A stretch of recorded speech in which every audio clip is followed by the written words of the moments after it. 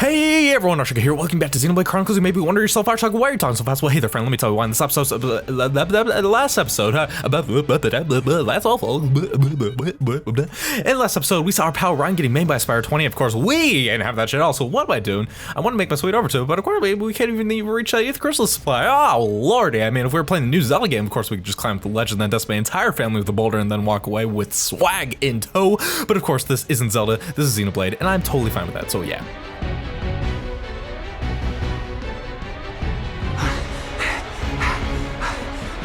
You things just don't give up, do ya? Reyn! I've got to hurry. If I can get up there, I should be able to reach him.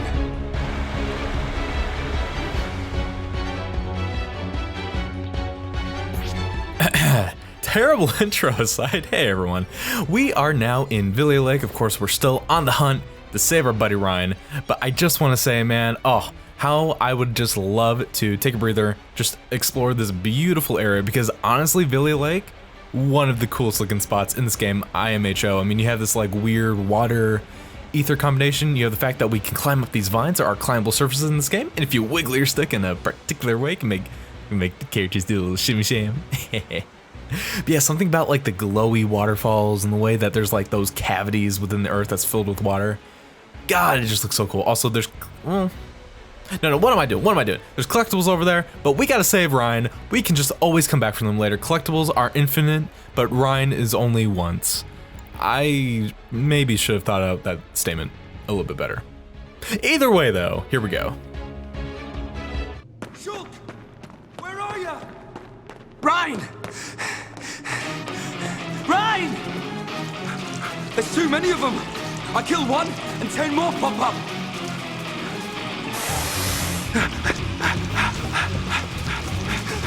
Reyn, no!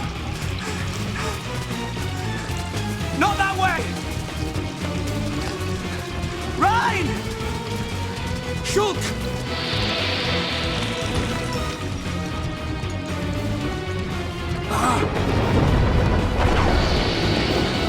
Reyn!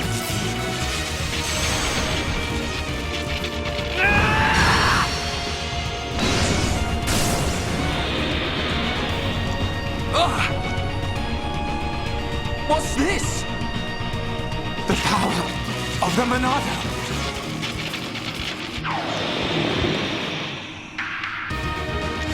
Look out!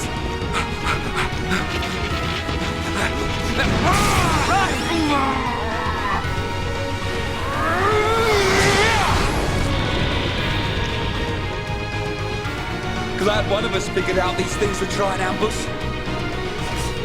Let's do this, Shulk. Right!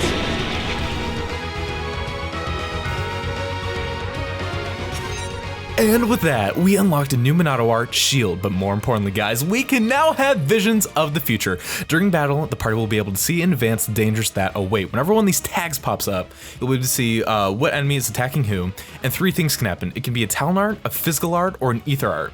Talent arts are the only ones that will actually be blocked by shield, but what happens is we'll have the ability to either warn our party members, and they can use any of their arts without worrying about cooldowns. You can topple the enemies, you can use a chain attack to interrupt them, you can inflict different styles elements, you can just like put the aggro onto someone else. There are a million different possibilities. So okay, right here. Ooh, okay. So Arachno Crush 1, it's gonna be lethal. It will kill Shulk in 1 hit. Oh, okay, and so one way to counter it is that Reyn took the aggro. Now it's still going to be doing a ton of damage, so 1200. So let's see shield, and right there you can see instead of doing 1200, it only does 2. That is much more manageable. So this by itself, it can be challenging if you're like around level 12. Of course, we're a little bit higher up. Ooh, also chain attack. Okay. Oh, and it's toppled. Nice job, Reyn. Okay. So let's go ahead. Yeah, let's just maximize our damage. I'm gonna go ahead, do our good old double damage war swing, try to take care of some of these spider heads. The little spider enemies really aren't a huge deal. I would recommend just focusing all your effort on Arachno Queen herself. She does have some really hard-hitting stuff. And while the spiders, again, aren't challenging, they can rack up damage if you don't take care of a bunch of them right away using AoE arts. But right here, okay. Ooh, I do have a Monado art available. Okay, now if I do Buster. We could do it, but now let's. Okay, yeah. You know what? I'm down with that because I also hit the spiders. Okay, so then we'll topple. Oh yes! Oh, I've been getting so lucky with those battle affinities. Oh man, I swear to God, whenever I play this game for leisure, that like never happens. Like, maybe I could count on. Oh, dude! I got another battle affinity! Oh my God! Oh, this is amazing! Come on. Okay, you know what? An extra 2 hits is more than fine. I will definitely take a game. Thank you so much. Yeah, man, just the fact that, I mean, obviously, I mean, if you haven't noticed by now that the whole future vision thing has been a pretty prominent storytelling device. Oh, what do we got here? Ankle bite. Okay, this is physical art. Shield isn't gonna do anything about it. So it's not gonna deal that much damage, but a little topple Reyn. Oh, okay, well, anyway, the fact that such like a huge storytelling device is so like masterfully implemented into the gameplay itself, it just, again, I think it speaks volumes about the quality game that this is, you know? Like, the gameplay and story really are just one, and I love that. Looks like the Monado works on more than just Mechon. I gotta say, that's pretty awesome. Reyn, I just realized something. Huh? The future I see, it isn't set. I think it's more like a warning. A warning? Yeah. A warning about what will happen. What will happen if I don't do anything. Or if I can't do anything. So I can use this power to change the future. And that's exactly what I intend to do. You've got my vote. And if you really can do that, I think Fiora would have liked it too. Yeah. Right, let's get moving. We're nearly at the Bionis knee.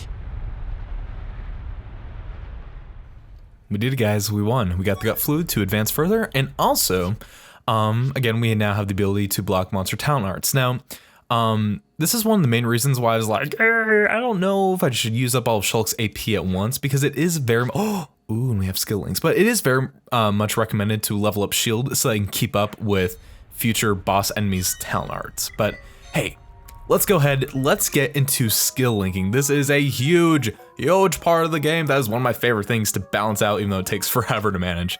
So, okay, right off, those guys are like a little halfway, but right here, you can see there are a few empty slots. Now, the shape of the empty slot will pertain to other party members' skills that they have. Basically, what this does is it allows you to share different perks among your different party members. Now, we only have this one that increases party tension from the battle start affinity, but that's super useful. So, and it's the only one we can do, so might as well spend the 13 affinity coins and put it in. Now, the affinity coin usage isn't permanent. Whenever you dequip one of these skills, you get your coins back.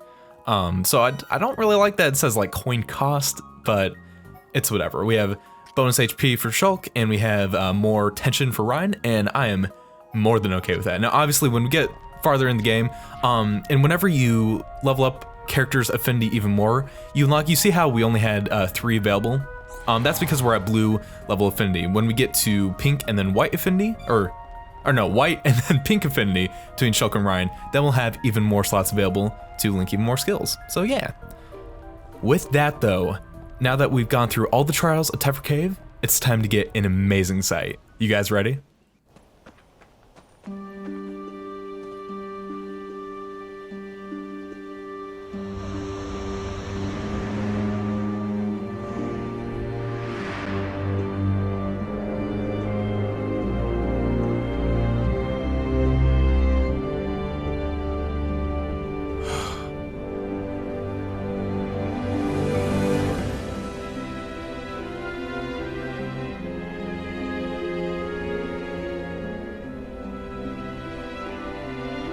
Wow. No matter how many times I see this, I never get used to it.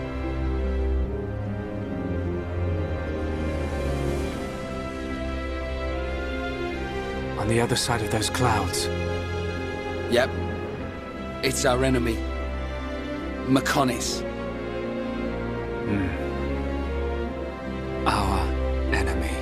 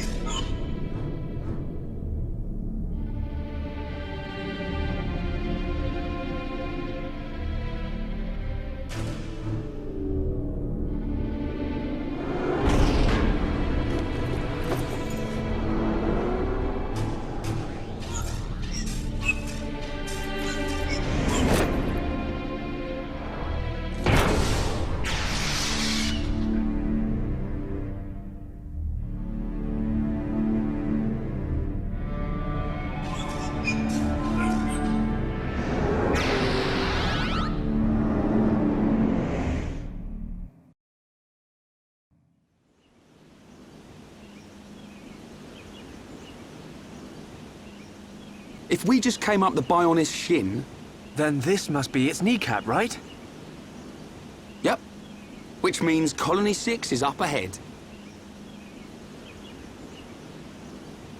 Looks like we can climb up there. Great. I love a good climb.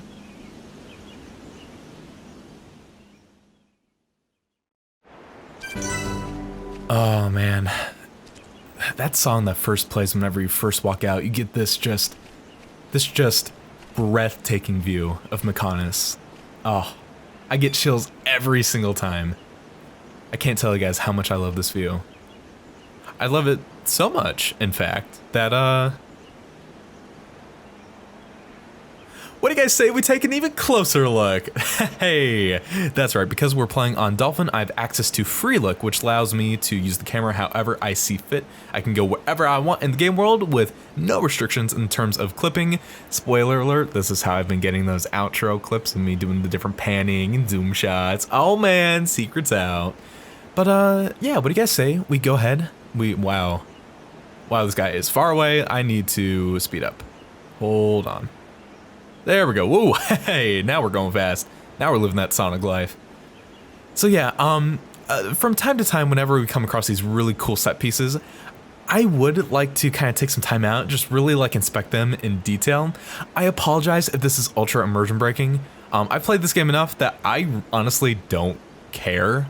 And as someone who's really interested in game design, and as someone who's especially interested in the way that Monolith Soft was able to create these gigantic environments and these gigantic set pieces without really bogging down the Wii like at all, this game's frame rate is amazing, especially considering just the scale of everything. But yeah, you can see like all these floating pieces that like when you view from the front make like the entire image. It's really, oh, camera. Oh, calm down, honey, calm down. Yeah, it's so cool, and you can see like it doesn't look like they're that big, but the scale is actually like really well done in this game. It's very consistent because you can see like that. Oh Jesus, I'm going way too fast, way too fast. Yeah, you can see that Shulk all the way over there. That it is insane, and if I'm not mistaken, I believe this has been stated in a few different Xenoblade 100+ facts videos. But if I'm not mistaken, I think it's like the entire world of Bionis itself is it would have the same size as like the entire island archipelago or whatever it's called of Japan. Like all the landmass of Japan is either all of the distance you travel in this game, or it's just Bionis itself. I can't remember exactly what that statistic is. Post me, correct that in the captions below. But yeah, they do scale so well, and it's so consistent throughout the entire game. And again, it's one of these places where like you can see all these different locations, and you can go to all these places to get just like that preview of like basically the entire game throughout the entire game. And you can even see here, like we have this hand that fell off during the cutscene at the very beginning. And it's really interesting to note, like I didn't notice this the first time playing, but like that hand is chilling out there in the sea. But then, here, let me zoom out a little bit. Really get a cool view. Like, the texture's weird, but you can see over there, there's a replacement hand on Mechonis. Interesting stuff, and also like very distinctly, it's weird because like Bionis is very green and like gray. Mechonis is very like orange, kind of rusted, very metallic looking, but the Mechonis hand itself actually looks very Bionis-esque, if that makes any sense. I don't know if it does. Either way, sorry, again, I do apologize if that's immersion breaking. We're not going to be doing that a whole lot, but when I think there's like really cool stuff to show off, of course we're going to take advantage of it, man. Might as well, right? Now, unfortunately, we are starting to get a little pressed on time. Hi there, Plain Bun. What are you doing, honey? What are you doing over here? So I probably am... really? What? Rude! Dude, no. Anyway, before I was so rudely interrupted, I know this video is a little bit on the shorter side, and I apologize for that. But to be fair, I mean, all the previous episodes have been like 30+ minutes, so I think we can have a short video. This is going to be the stopping point for how much I want to progress in the main story. From here on out, I'm going to go ahead, backtrack back to Colony 9 and Tephra Cave, and go over all these side quests that we've unlocked now that we've gone through the attack of Colony 9 and also progressed all the way through Tephra Cave. So yeah, next episode is going to be very side quest oriented. I'm going to be ultra excited because I'm going to be able to talk for more than like a quarter of the video. You know, I mean, I don't mind because I love watching these cutscenes, and it means I get to take a pretty big break from actually commentating, just like enjoy the story. So, you know, whenever I know a video is going to be very story-centric, it's kind of like easy mode for me. Not going to complain. But with that, anyway, that is going to be for the day.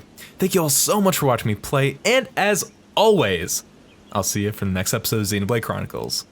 See ya! Hey there, this is post me coming to you live. If you want to go ahead and click on the next and playlist buttons, I absolutely understand. Because what I want to do for the remaining duration of this video, because it's a little bit on the short side and I can actually fit this in, is go over some of the other like arts and mechanics that I just haven't gotten the chance to explain. Because I've noticed I'm kind of falling behind on my explanations for things, and I'm gonna get to the point where I can stop explaining things and start really just talking about the world and the characters and the story and the gameplay that's actually like happening on screen. So let's go ahead. We have 3 arts left to talk about for Reyn, and then we also have all the gem making mechanics that we are gonna go over as well. So let's do this thing, yeah. First up, we have Engage, which is one of the first orange arts you get in the game. It's pretty awesome. It's an aura, so it's essentially a self buff that player characters can give to themselves. Now, it should be noted that you can only have 1 aura at the same time, so really it's only recommended that if you play as a character that has a ton of auras available to them, that you only put like 1 to 2 on their art bar at once. Now, these are the only 8 arts that we have for Reyn at the moment, so of course we don't really get a choice, and we only have 2 aura arts anyway, so it's not a huge deal. But anyway, Engage. It's a really good art. What it does is it inflicts Lock On to Reyn, which basically forces opponents to aggro no matter what like the actual aggro is. It can be really useful. It also increases the amount of aggro that Reyn's normal art, the taunt art, does. So all in all, it's an awesome art. If you're kind of like panicking, you notice that like Shulk's low on HP, and then he picks up the aggro, or like when we were fighting the Speed Ramshai, and then Fiora randomly got the aggro for no reason. It's good kind of like get out of jail free card if you're not totally being an awesome tank and totally being like up to date on getting the aggro to catch up on things and reset the situation. Rage, on the other hand, is kind of like the opposite side of the same coin in terms of Engage. Basically, what it does is that you trade a lower damage output, which means slightly lower aggro generation, for spike damage, which I believe still does generate aggro and is like a set amount of damage every single time you get hit to the opponent. But it also refills your talent gauge, which allows you to use Reyn's taunt art faster. So it's just another way to essentially, like if you're falling behind on the aggro, it's another way to speed up that process of being able to use the taunt and generate more aggro overall. It's also a really good art if you're equipping Reyn to be very defensive and he's not doing that much damage anyway. A 25% reduction isn't going to be a huge loss, and the trade of getting that set amount of spike damage could prove to be useful. I typically don't go for Rage because I like my Reyns to be a little buffier, you know, a little stronger, but it's definitely viable. Last but not least, we have the infamous Aura Burst, the one that has a deceptively huge AoE. This art is purple, and if I'm not mistaken, purple arts are typically debuff arts. They can do damage, but their main thing is that they inflict debuffs onto enemies. Orange arts are auras, blue arts are like party buffs, and I include healing in party buffs because I mean you know, when you heal HP, it's temporary for getting hit again, you know? Red arts are like physical arts, pink or break, green topple, yellow daze. Yeah, so I wouldn't say purple is debuff, but anyway, Aura Burst is an awesome art. What happens is if Reyn has an aura active, Aura Burst will use up that aura in order to use his ether-based AoE attack, and you know it's ether-based when it has that little like line in the middle of it on the art button. It reduces enemy strength by 25%, which can be a huge deal, especially when you're fighting bosses and unique monsters. It also lasts 10 seconds, which is pretty good. Gotta say, it also accumulates a little bit of aggro for Reyn, so all in all, it's a great art for him. Reyn isn't primarily ether based, so damage wise it's not going to do a ton, but the cooldown is relatively short. Again, you can hit multiple enemies with it, which is awesome when you're fighting like metal lizards or a bunch of like really like small enemies, and all in all, it's just a good time to have. So I actually enjoy Aura Burst, and it really reinforces like if you want to play Reyn as like very art spammy, it definitely allows you to do that, and I enjoy that because of it. Look at that, even after the attack on Colony 9, things haven't totally come back to normal. You can see wreckage and just junk all over the place. But with that, let's go ahead and talk to the guy that I've been neglecting for far too long. Hello there, youngin'. I got something that might interest ya, rather something to tell ya. It's about this here furnace. When creatures die, they leave ether crystals behind. Everyone knows that, don't they? Ether particles in the body are, whoops, that stuff's too complicated. Just remember that creatures drop ether crystals when they die. But I haven't got to the best part yet. Ready? Don't be shocked. This furnace compresses ether crystals and removes impurities. You use it to make ether gems. What? No reaction? Ah! I feel like that's a pun. I feel like that's gotta be a pun. Like reaction, like furnace. They've got the powers of ether crystals, but highly condensed. Those ether gems can give you all sorts of powers. They're great for use in the home or by the defense force. Just, you know, muscle up, use for the kitchen or the bedroom. Never mind, it'd probably be quicker for you to try it. If you want to give it a try, just put gems in your weapon slots. That weapon yours will do fine. And with that, yeah, he could have actually given these to us a lot sooner. They're actually pretty useful early on. Oops a daisy, my bad. Either way, we got gems. Now, going into this, there are 3 types of armor and weapons that you can have in the game. You can have normal weapons and armor, you can have slotted weapons and armor, and you can have unique weapons and armor, which are slotted weapons and armor, but with like a permanent gem attached to it. So right, you can see Minato already has 2 slots. This cap already has 1 empty slot. And typically, you always want to try to equip stuff that has a few slots because gems make an enormous difference in your stats. So right there, let's go ahead and let's show just why. Strength up, I feel like this is going to be pretty fitting for Shulk. Again, he's our glass cannon, you know, he's like really our main damage dealer. So might as well buff up what he does. It is going to generate a little bit more aggro for him, but the best offense is the best defense, am I right? Well, in case it's not, we can also give this HP up to Reyn, so he has a little bit more defense too. By that, I just mean he's a little bit buffier. So, yeah, that's really all I have to say about that for now. Again, obviously early game, the gems that we have aren't going to be like making a crazy difference, but late game, oh my god, if you are not up to date on your gems, you will be in a world of pain. So, let's go ahead and get into the actual crafting of them. You don't need to pay me. I can never charge friends of the Great Hero Dumbband. Use it as much as you like. You got it, friend. Oh boy, so this is gem crafting.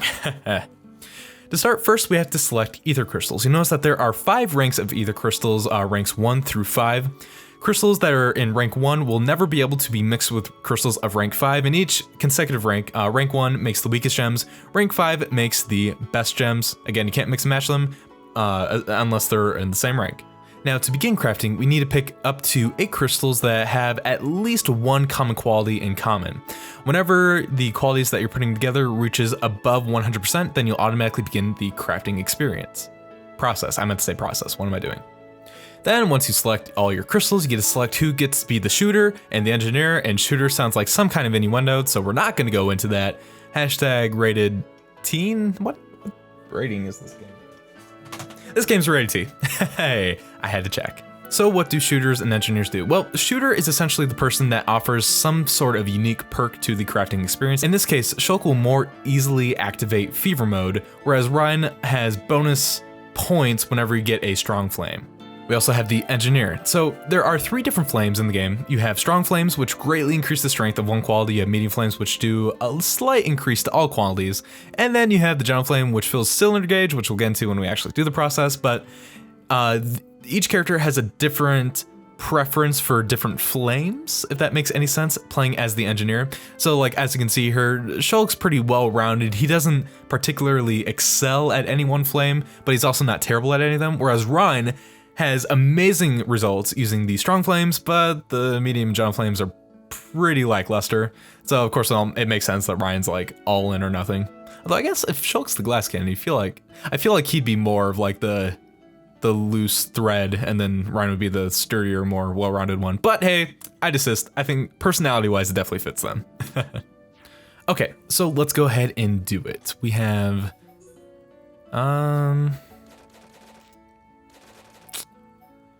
we have a I'm seeing a lot of agility. Seeing a lot of strength up agility. Yeah, let's go ahead and do that. Agility is very useful. Again, more so probably late game, but will not hurt to have a little bit right now. Okay, so and my goal is to try to get as close to 100% and then find the gem that has the highest amount of agility to really bump it up as high as possible. If we're able to make the strength go above 200%, we'll make a gem that's way better than what a rank 1 gem or what a rank 1 crystal would normally be able to make. So we're gonna go ahead, you can see there, because our characters have blue affinity, they'll get more turns to craft and potentially make better gems. The better your affinity, the more turns you get.